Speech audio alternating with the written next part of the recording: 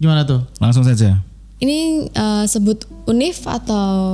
Ya salah satu universitas Oke. mana? Solo ya? Iya di Solo. Jadi salah satu universitas di Solo waktu itu yang baru awalnya tuh namanya Kerap Maru. Apa tuh? Kerap Maru tuh kayak malam keakraban biar. Oh ya istilah tiap kampus mungkin Kampus berbeda ya. iya, Oke. Nah waktu itu diadakan di salah satu Brimob yang dimana sebelumnya memang sudah mungkin di booking atau udah dipersiapkan lah. Nah kita perjalanan ke sana itu dari pagi naik bis. Oke. Bareng-bareng. Ya have fun lah, masih santai-santai aja sampai ke lokasi. Kalau di lokasi kegiatan segala macam sampai pada akhirnya sore. Nah sore kan pada berbenah ya, mungkin beres-beres. Posisi Belbon ada di kamar mandi waktu itu. Ada bapak-bapak yang nyamperin Belbon bilang, "Mbak, sampean ojo ngelamun gini." Itu diperingatkan ya berarti ya. Oke. Oh nggih Pak, wah ning kene winget Mbak. Winget itu serem tempatnya. Ning kene winget Mbak, ojo ngelamun ya Mbak, digituin.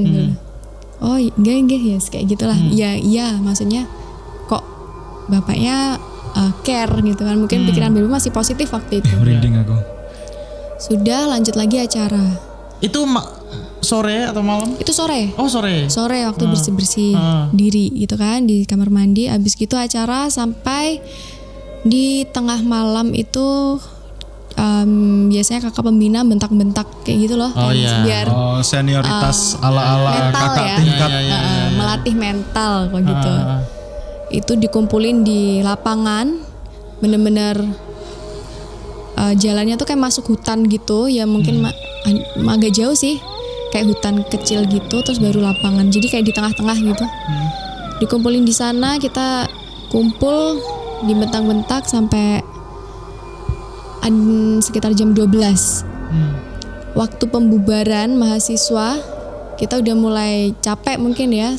Dan itu waktu itu gerimis benar-benar dingin juga di sana. Terus waktu selesai, satu orang ini pertama yang buat ricuh duluan. Oh gimana tuh? Wow. Jadi waktu udah hening kan, udah yang lain baris semuanya ya kalau mau balik gitu kan, kakak pembinanya sok-sok galak gitu. Ya, sok-sok galak. Temen aku satu dia langsung lari, nggak ada kata apapun, lari, dia langsung lari. Yang lain panik dong loh. Kenapa?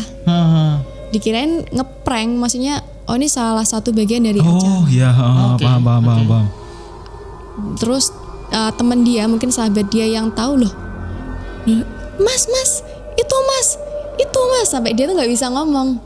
Itu loh kenapa? Akhirnya dikejar, ditarik dibawa ke depan anak-anak lagi. Dia bener-bener kaku sampai bilang gini, kowe kabeh ning kene ngaliyo. Sampai kayak gitu. Kene ngaliyo. Itu cewek? Cowok. Yang lari tadi cowok, temen Belbon tuh cowok. Dia teriak kayak gitu ya, kowe kabeh ngaliyo. Oke, terus? Itu langsung seketika semuanya panik ya, terutama cewek-cewek. Udah itu langsung kayak yang Belbon tuh kayak angin gitu lewat usus gitu. Dan ya kesurupan massal, semuanya kesurupan. Anjing. Hampir 80% itu kesurupan. Puluhan orang berarti waktu itu. Iya. Dan di situ Belbon bener-bener yang baru itu juga ngalamin. Belbon berdiri di tengah, yang dimana kanan kiri depan belakang Belbon tuh jatuh kesurupan, nangis sampai yang nyakar tanah lapangan gitu. Merinding aku. Itu parah sih. Dan itu kamu menjadi satu dari sedikit orang yang tidak terdampak kesurupan itu. Ada selain kamu ada juga kan yang nggak kesurupan? Ada. Dan karena mungkin saking paniknya dan teman-teman juga, terutama pembina ya, panitianya itu kekurangan waktu di lokasi, jadi pada buyar lari gitu. Nah aku yang waktu itu di sana itu saking paniknya karena pengen nolongin ya, jadi ada satu temanku tuh yang dia nangis sampai mungkin takut, akhirnya aku gandeng. Tuh waktu aku gandeng jatuh lagi dia kesurupan. Jadi waktu aku gandeng nih dia masih belum kesurupan nih. Belum kesurupan. Nah waktu aku gandeng dia kesurupan. Wow. Maksudnya gini, ini cukup unik ya. Unik bener. Seorang Belbon, Sepakat. dia tuh gandeng seseorang lah ya. Kenapa? Kan maksudnya dari segi jarak tuh deket banget orang digandeng kan. Tapi yang kena tuh dia doang. Belbon enggak? Enggak, aku sama sekali enggak. Mungkin ada salah satu efek dari apa yang diingatkan bapak-bapak sore tadi.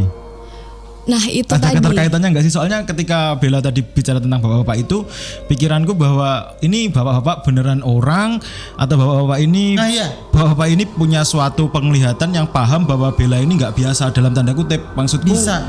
betul. Makanya sebenarnya waktu Bella nyeritain bapak-bapak tadi, pikiranku langsung ngarah situ sih. Iya itu.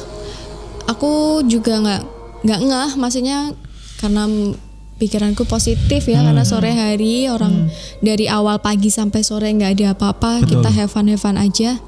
Tiba-tiba malam kejadian kayak gitu, benar-benar kesurupan massal. Aku baru sadar 1 hari setelah itu, setelah kejadian. Ada bapak-bapak yang ngasih tahu aku. Jadi aku waktu kesurupan tuh nggak langsung ngingetin, oh tadi ada bapak bilang nggak boleh gini, enggak. Jadi aku pecah, ini udah pikiran udah nggak bisa fokus lagi. Tapi kamu tahu sosoknya? Iya bapak-bapak Enggak apa-apa. tinggi gede gitu, pakai kaos celana pendek. Sekali lagi maghrib ya, sore. Iya sore maghrib. Memang maghrib adalah waktu yang sangat krusial. Ya, Selain jam 12 dan jam 3. pergantian hari ya. Pergantian Kalau orang hari. Jawa. Hmm. Itu berakhirnya teman-teman yang kesurupan massal tuh gimana Mbak Bella? Karena baik lagi tadi sepertinya 80% loh. jumlah Iya. kakak pembina dan yang kesurupan lebih banyak yang kesurupan. Iya. Nah itu Nah gimana? tuh? jadi akhirnya kita minta tolong warga sama Brimob kan, jadi Oh. tentara itu yang lagi jaga, pos jaga, petugas yang lagi jaga. Jadi kita minta tolong buat ngangkatin yang udah pingsan-pingsan, udah lemes-lemes. Kita ya anak-anak termasuk aku juga bantu lah ya, maksudnya ngasih minum, Oke.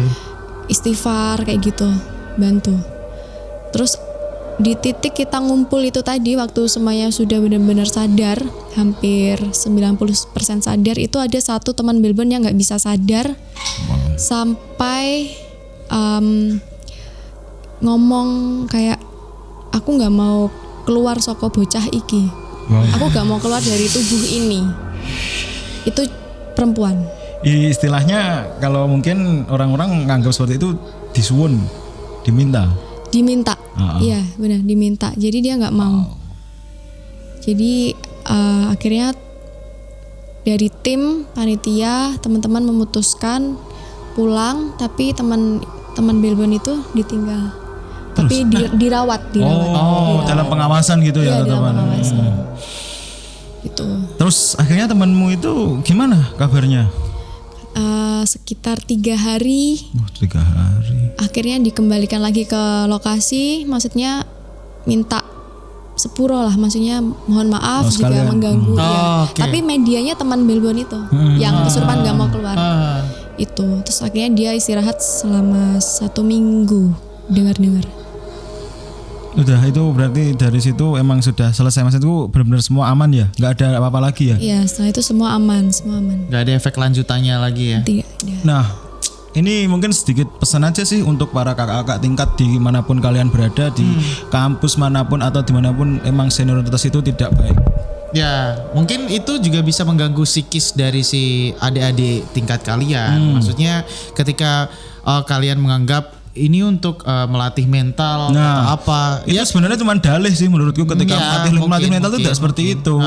Karena kadang ada beberapa adik-adik tingkat kita yang ya secara mental, secara psikis tuh nggak bisa menerima itu. Dan Perlakuan bodoh bahkan kalau disebut kayak gitu itu. Dan bahkan mungkin akhirnya ngefek ke hal-hal kayak gitu. Nah itu kan yang tanggung jawab siapa ya kan, jatuhnya kan nanti jangka panjangnya kan nggak baik juga. Mungkin betul. Bisa jadi pembelajaran juga buat para kakak tingkat dimanapun kalian berada. Benar. Nah Bel, ini mungkin kita pengen masuk ke yang paling ngeri buat kita ya. Suara-suara yang pernah kamu dengar tuh, pernah gak? Suara paling mengerikan yang pernah kamu dengar. baru aja. Bukan sekarang. Astagfirullah. Maksudnya Piu. Oke, lanjut. baru akhir ini. Oke. Itu dia lebih kayak ngaum. Kayak mengaum itu di kamar aku. Di kamar sendiri ya? Wow. Di kamar aku. Jadi yang aku tadi cerita, akhir-akhir ini aku sering diganggu itu tadi. Nah, itu ada sangkut pautnya. Jadi, Oh, ada keterkaitannya. ada keterkaitannya. Jadi bermula dari aku di kamar, pindah kamar kan, Oke. ke kamar depan. Itu main HP posisi, tapi aku ngerasa kamarku tuh ada yang muterin. Itu ada yang muterin. Itu selang sekitar 2-3 hari. Oke. Setelah itu, setiap malam baru tiduran aja, itu baru tidur, serius baru tiduran di kasur, selonjoran, langsung ketindian. Itu benar-benar aku kayak lepas dari Raga. aku lihat aku tidur. Terus aku bisa keluar ke kamar, ngelihat kucing-kucing aku, ngelihat rumah aku kayak gitu. Itu barusan akhir-akhir ini. Iya, kayak gitu. Yang aku bilang tadi selama 1 bulan. Itu setiap tidur aku lepas dari situ. Hah? Setiap malam? Iya, serius. Itu capek, parah, capek banget. Wow. Itu ekstrim sih. Maksudnya 1 bulan setiap hari, setiap malam dia lepas dari raganya loh. Itu nangis malam. Masih speechless aku. Iya, nangis. Ya kata orang tua suruh nembasin kasur, balik bantal kayak gitu. Udah aku lakuin, cuman masih aja. Terakhir kapan berarti kamu mengalami itu? Bulan kemarin, Februari ya? ya Februari memang ngeri. Ya. bulan kemarin. Terus ada sosok yang dimana mungkin karena aku setiap hari kayak gitu interaksi ya di bawah sadar aku. Waktu aku ketindihan itu dia datang, dia buka pintuku sliding samping gitu. Oke. Jadi dia datang masuk, terus rambutnya ini ke muka. Nah itu aku posisi pengen bener-bener pengen bangun, pengen lihat gitu loh. Maunya apa gitu? Ini kan rumahku maksudnya gitu. Rambutnya ke muka ya. Iya, aku masih bingung sih. Oh. Jadi aku tidur dia dari atas gitu, rambutnya jatuh-jatuh gini ke muka. Berarti kamu dihadapkan langsung gitu ya, depan gitu ya? Iya, atas bawah. Shit. kayak ini gak sih? Ju-on gitu gak sih? Ya itu film Mas Story. Iya. Itu ada sutradaranya. Wujudnya. Iya, oke, wujudnya. Tapi posisi aku nggak bisa buka mata, itu merem. Cuman aku tahu itu di atas aku. Kerasa gitulah ya. Ya akhirnya aku berusaha kayak aku harus kembali ke ragaku buat biar aku bisa bangun terus kayak interaksi gitu loh. Pengen. Kamu pengen? Iya, karena capek. Betul. Capek banget serius. Maksudku emang gimana nanti apa itu jalan tengahnya kalau mereka mintanya apa sih biar nggak ganggu gitu Iya, kan maksudmu? iya. Paham aku. Oke. Maunya apa? Maunya apa? Karena setiap hari mengalami itu. Salahnya di mana? Mungkin aku kayak buat salah di suatu tempat mungkin bisa jadi. betul. Gitu.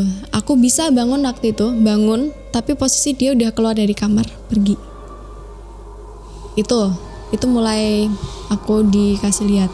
Yang kedua dia nempel di atas pintu kamarku.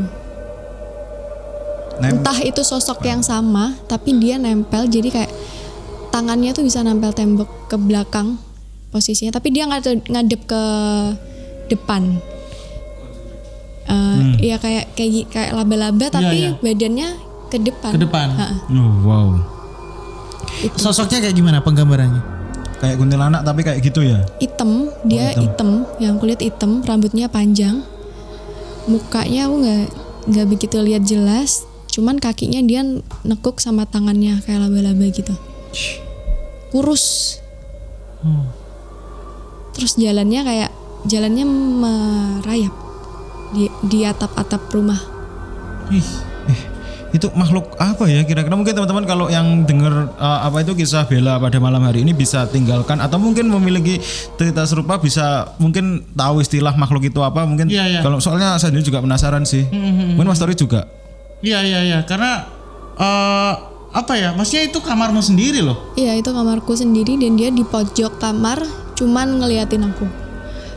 Cuman ngeliatin aja sih, dia nggak nggak gimana-gimana, tapi aku keganggu karena ya aku ngerasa kayak semakin dia di situ lama aku capek.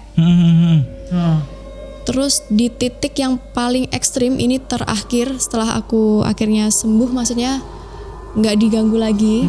Berarti dari semua cerita kamu ini yang paling ekstrim nih? Iya. Oke. Aku menyimpulkan sendiri ya. Jadi di kamarku tuh ada lampu kecil, biasanya lampu buat tidur. Itu kalau aku nyalain, aku bakal cuman mimpi tapi nyawaku melayang gitu. Cuman hanya seperti itu. Tapi kalau lampunya aku matiin, nah itu dia datang. Serius? Iya, apapun. Datang apa berdatangan? Berdatangan. Iya, mungkin dia dari sosok yang tadi, yang hitam tadi di pojok, atau yang Mbak Kunti tadi, kayak gitu. Kalau lampu dimatiin. Nah akhirnya nih aku cerita kan ke mama, karena setiap subuh itu selalu dimatiin lampuku. Aku minta hari itu kalau mama udah bangun jangan dimatiin ya lampu kamarnya Bella. Ya nanti nggak tak matiin. Mama udah gitu kan. Nah hari itu malam itu juga aku masih belum bisa tidur. Jadi kayak masih setengah sadar. Tahu mamaku udah bangun. Oh ya itu mamaku bangun.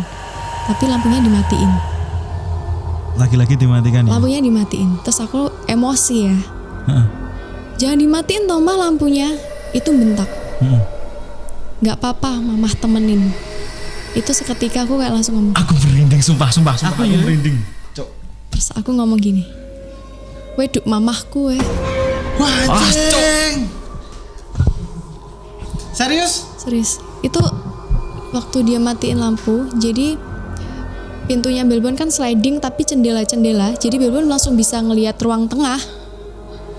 Itu dia matiin lampu, itu wujudnya mamahku pakai daster rambut panjang gitu, hitam. Masuk ke kamar, aku langsung teriak, "Weduk mamahku." Loh, aku mamahmu, tapi dia langsung kayak jatuh ke lantai. Terus ngerayap gimana kayak berangkang gitu dari kaki ke muka. Jadi aku berantem itu. Berantem? Iya serius. Jadi dia tuh kayak berusaha jatuhin ke badanku biar aku ketumpuan badannya dia yang di atas. Tapi aku berusaha dorong. Jadi aku benar-benar kayak jambak rambut yang sampai dorong-dorong gitu. Wow. Wah keren. Wow. Keren banget. Itu wujudnya mamahku. Tapi waktu dia berangkang tuh bukan, langsung berubah. Itu yang benar-benar buat aku trauma. Sampai pagi ngeliat mamaku tuh kayak takut kayak. Ya trauma tadi. Trauma. Itu klimaksnya ya. Klimaks banget, serius klimaksnya. Ini klimaks sih. Maksudnya wujudnya emang menjelma menjadi mamanya Belbon.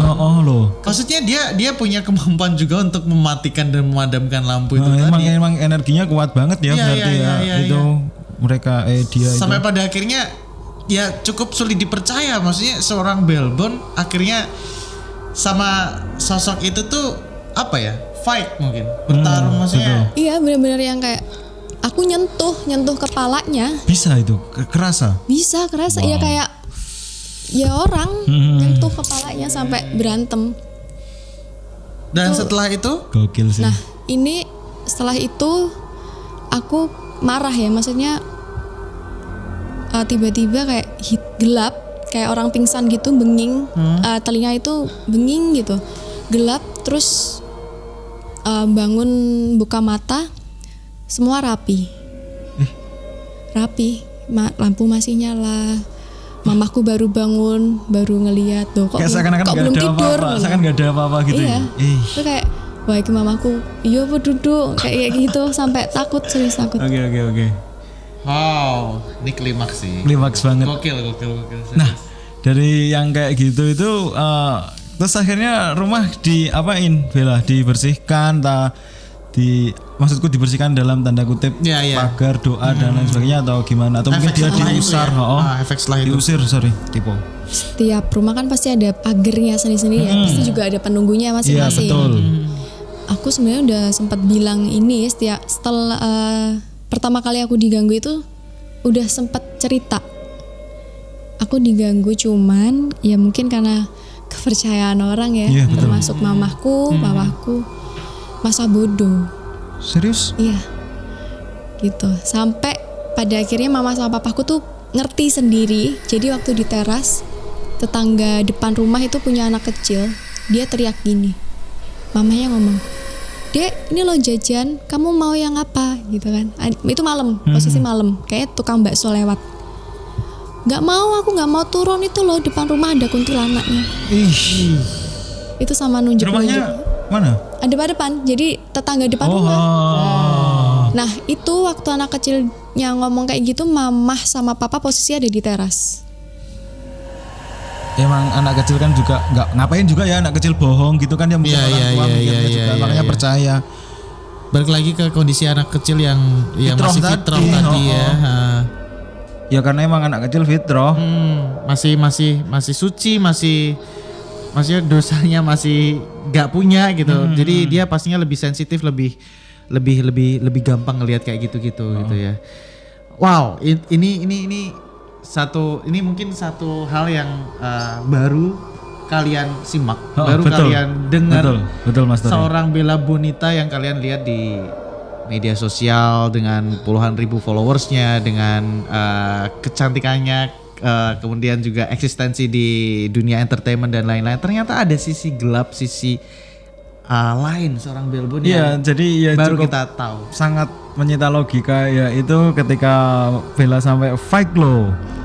Serius. Dari sekian banyak Klimaks. narasumber atau mungkin ceritaku sendiri tidak sampai fight loh. Ya Iya, sekadar cuman ketemu mungkin diganggu, ini sampai fight. Dan ini ini cerita yang hadir dari sosok Bella Bonita. Mungkin kalian ketika mendengar ini juga ada sedikit ketidakpercayaan, tapi ketahuilah dan percayalah demi Allah ini tidak settingan. Ya, Ini yang perlu saya tekankan di sini. ini adalah pengalaman Demi real Allah. seorang Belbon ya. Serius nih, real banget. Ini real banget dan pastinya setiap orang punya pengalaman Oh. pribadi masing-masing. Betul. Setiap orang punya pengalaman-pengalaman aneh, misterius masing-masing dan semua orang juga berhak menyimpannya dan juga berhak membagikannya. Nah, betul Mas Tori. Dan Sepakat aku. malam hari ini akhirnya kita tahu karena Belbon mau membagikannya ke kita semua. Kita tahu sisi lain seorang Bella Bonita. Dan ini cukup beruntung juga, mungkin kalian juga beneran ini juga kaget lah ya, mungkin Iya, iya. otomatis lah Otomatis kalau ya. kaget. Oke, yang pasti kita thank you banget ya. Tapi Belbon. aku ada satu yang mau aku tanyakan sebagai closing pada malam. Oke, apa boleh, tuh? boleh. Gini, ketika datang ke tempat ini ada sesuatu yang dirasakan atau sesuatu yang beda atau sesuatu yang tampak atau tidak? Ini kita jujur-jujuran aja karena aku menanamkan ini kepada aku sendiri ketika ada orang-orang yang sensitif menjadi narasumber di sini. Dulu di Sofi kan aku juga pernah nanya Iya, ini iya, Mas iya, Tori, iya, temen iya, dari iya. narasumber di episode ke 3 atau 4 ya. Iya. Sofi. Itu cewek juga temanku, dia sensitif dan aku tanyain di tempat ini ketika datang ke sini ada sesuatu yang janggal. Nah, ini menurut Bella sendiri ketika datang di malam hari ini di sini di studio ini ada nggak sih sesuatu yang Ini luar biasa? Ini saya pengen jujur aja sih. Iya, kita nggak apa-apa kan, kita sharing juga meskipun ini mungkin kalaupun ada ya wis Ya, suruh Oke. ikut podcast ini, kalau nggak ada ya nggak apa-apa. jujur Bel. Jujur nggak tahu, maksudnya nggak nampak, cuman kayak hawa ya, kayak rasa-rasanya. Hawa. Dari tadi Belbon ngeliatin yang ruang kanan itu. Cing. Ya buat teman-teman produksi hati-hati ya. Kanan yang Kanan. ini toh. Apa yang di dalam sini? Daerah sini. Itu luar. Oh. Ya, Ya pokok sekitaran sini ya. Sini ya. ya Dan yang kono sih mungkin ketok eta lah. Nah, kontennya lho, ini kon kancane wing edit nyantai pol. Oke. Ya itu sih karena aku tadi ya mungkin juga memang di studio ini emang ya kalau berbicara hawa aku sepakat aku kalau berbicara hawa. Dan mungkin buat Atau ini mungkin ada yang sebenarnya ada tapi nggak mau diceritakan atau hanya itu saja? nggak apa-apa. hanya itu saja karena memang Belbon kayak tingkatannya cuman belum tentu kan, ini Belbon fit nih ya, maksudnya nggak lagi sakit, Ya. Ah, ah. jadi lagi bisa fokus. Oke. Jadi adapun energi negatif yang mau berinteraksi itu juga susah. Biasanya kalau kayak gitu kayak nyerangnya yang orang-orang lagi kurang fit, yang nggak bisa fokus, mikir banyak masalah, itu cepat. Oh gitu, oke. Semangat sih Ya, aku. cuman kalau ini berbicara ruangan ini, ya itu tadi. Kalau Hawa dari tadi fokusnya yang sebelah kanan. Kananku ini ya. Iya, kanan. Oh kanannya Bilbon ini. For your information ya teman-teman. Jadi di episode kali ini memang aku, Mas Tori dan teman-teman produksi di balik layar memang antisipasi khusus untuk episode ini kami juga mendatangkan teman yang memiliki kemampuan. Ada Mas Randy, terus Bella ke sini juga dengan Mas Bangkit yang mungkin juga bisa sebagai penetral. Kalau aku merasa sih gitu, ada Mas Bangkit, ada Mas Randy. Ini khusus didatangkan untuk episode Mbak Bella karena ada for your information itu tadi, Mbak Bella sensitif dan kami tidak menginginkan terjadinya hal-hal yang nanti merugikan pihak-pihak tertentu ya, maksudnya Mbak Bella sendiri, kami juga orang tua Mas Apep yang ada di rumah ini juga keluarga Mas Apep. Jadi kami khusus di episode kali ini kami mengundang Mas Randy dan alhamdulillah juga Mbak Bella juga membawa Mas Bangkit. Ini sebagai penetral aja sih kalau aku ngerasa. Jadi emang ya yang kerasa cuman Hawa. Emang kalau Hawa pun capek atau enggak ya emang kerasa sih. Normal, it's normal. Oke, dan buat teman-teman sekali lagi, buat yang penasaran sekali seperti apa sih studio kita, yang tadi sempet dibilang sama Bilbon, ada vibes yang nggak enak, ada hawa-hawa yang nggak enak dan lain-lain. Kalau berani silahkan datang ke sini, silahkan drop cerita kalian ke DM Instagram kamismalam.podcast. Kami nggak akan membacakan cerita kalian, tapi kita akan ngundang cerita-cerita paling menarik dari yang kalian kirim ya. Betul. Jadi sekali lagi ikuti terus media sosial Kamis Malam di Instagram kamismalam.podcast, kemudian di Twitter juga Kamis Malam, Facebooknya Kamis Malam, dan sekali lagi dengarkan kita di Spotify. Kamis Malam. Follow Spotify-nya dan subscribe YouTube-nya, channelnya Kamis Malam. Dan jangan lupa jika kalian merasa cerita ini menarik, bagikan cerita ini kepada teman-teman kalian agar teman-teman kalian juga merasakan apa yang kami semua rasakan di sini. Maksud saya ketika mendengarkan cerita ini kalian terbawa atau mungkin kalian juga sedang ditemani oleh sosok-sosok yang tidak diinginkan juga, itu tidak tahu. Itu bonus. Dan kalau Mbak Bella berbicara kemampuannya adalah anugerah, mungkin ketika kalian ditemani itu juga merupakan suatu anugerah. Oke. Dan pastinya terima kasih. Ya. Terima kasih banyak sudah hadir di Kamis Mbak Malam. Bella Bonita, luar biasa. Kita akhirnya tahu ya sisi lain seorang Bella Bonita seperti apa. Dan pastinya sekali lagi ikuti terus Kamis Malam setiap Kamis dan juga Minggu. Kita akan tayang di Spotify dan juga di YouTube. Akhirnya saya Tori Andromeda dan rekan saya Andriko Alamsyah dan juga Bella Bonita mau pamitan dulu. Sampai ketemu lagi di Kamis Malam episode berikutnya. Bye bye.